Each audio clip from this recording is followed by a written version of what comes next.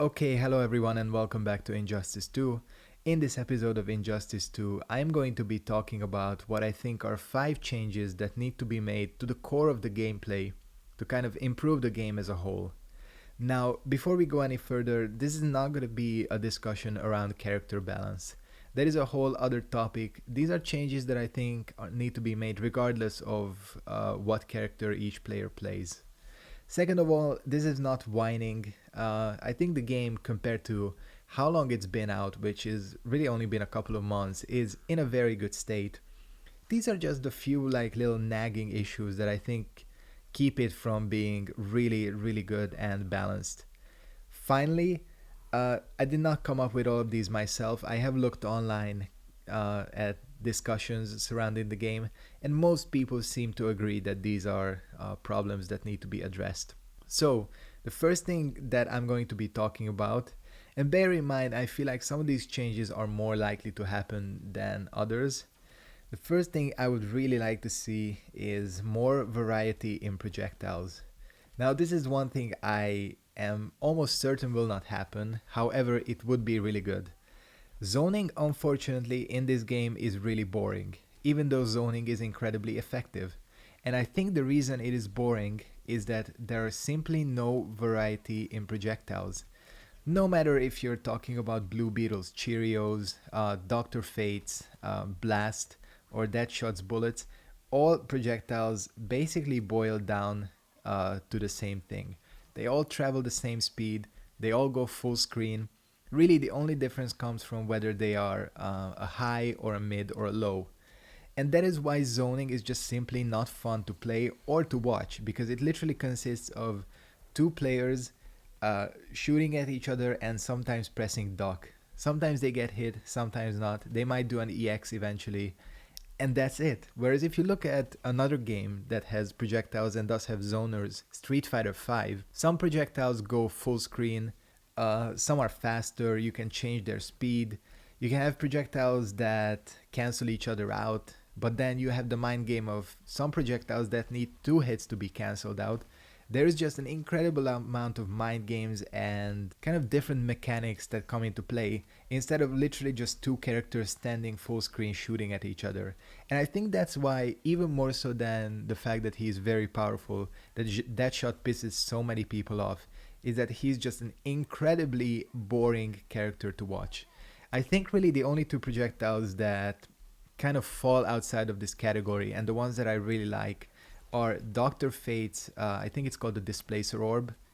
More projectiles should be like that. It travels slowly, it's more of a space control tool, it can be stopped at any time. It's a really interesting projectile and has some really varied applications. The other one that I like is Darkseid's lasers. And Darkseid's lasers are just cool because of how many ways you can change them. You can have it go low, anti-air, but you can change that to a mid. There's just an incredible amount of application to his projectiles, and that makes it a lot more varied, and I think more characters should have that much variety in their zoning. The second thing I would like to see changed, I would like to see more variety in offense. This kind of plays into this idea as well.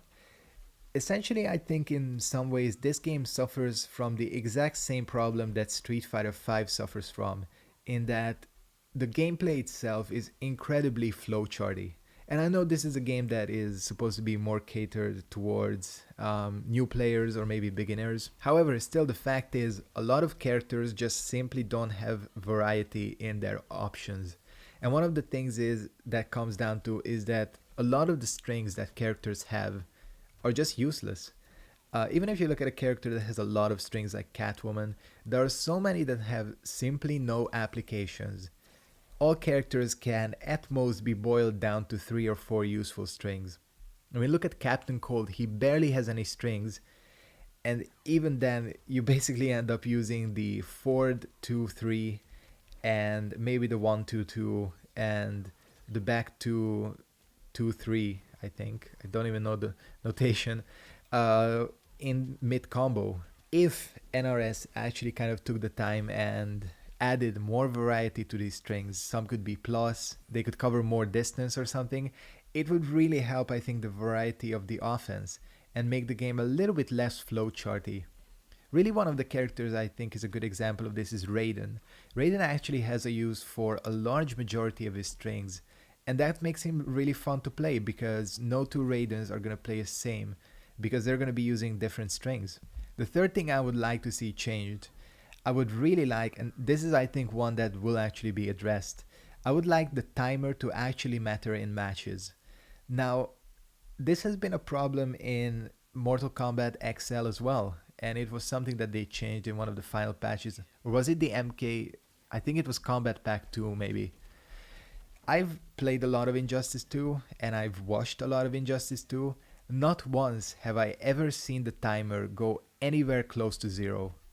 And to the point where it's like, what is even the point of having it? And I mean, literally not even come close. A lot of the time, the timer won't even go below 100. I think it starts at 270, if I'm not mistaken. Basically, it is impossible to actually time out a round. And I think in a fighting game, that is a problem because the timer is there for it to matter. If it didn't need to matter, it wouldn't be there. And kind of the whole mind game of timing out your opponent is just not there because it just takes way too long. And I, again, don't understand how this is a problem where NRS clearly recognized that it was a problem in MKXL and they addressed it. And in Injustice 2, it's the exact same thing. So again, I think this will be changed where it will start from less or maybe count down quicker. And I think it will help the game overall. Another thing I would like to see changed is I would really like unblockable comboing interactables to be gone.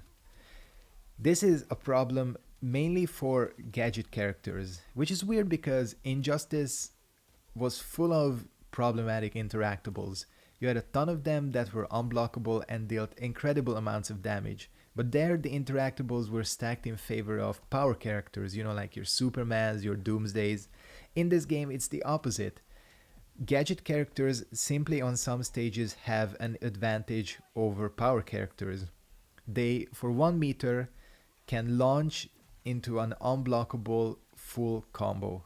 And that is just not a thing. That just shouldn't be a thing. I think all characters should more or less have access to the same amount of tools.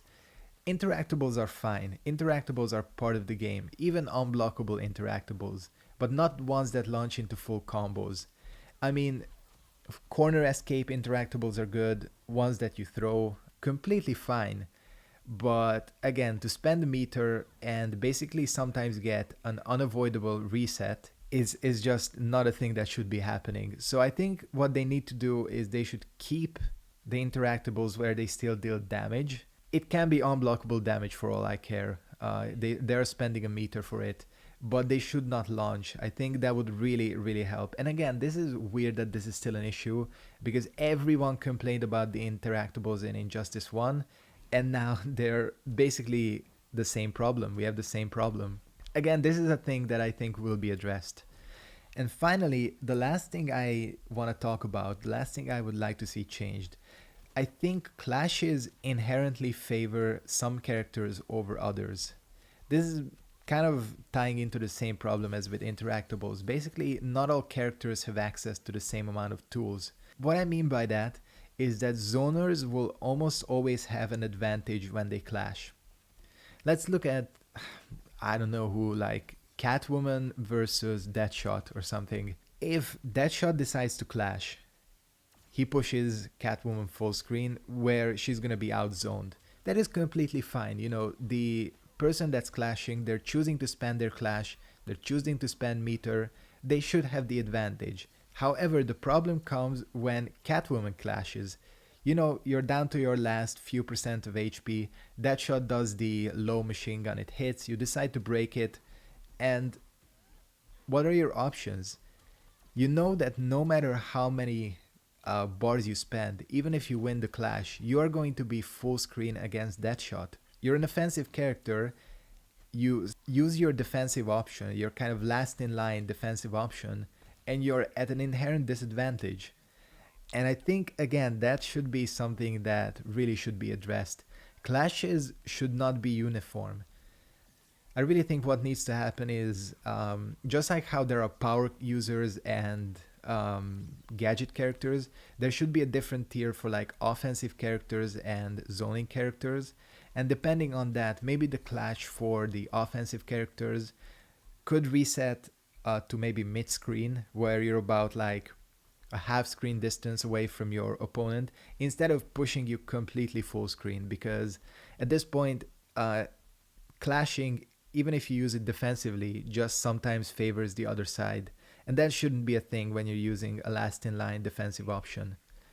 So these have been kind of the changes I wanted to talk about. Let me know if you have any more that you kind of think should be a problem or could be a problem and you think would need changing.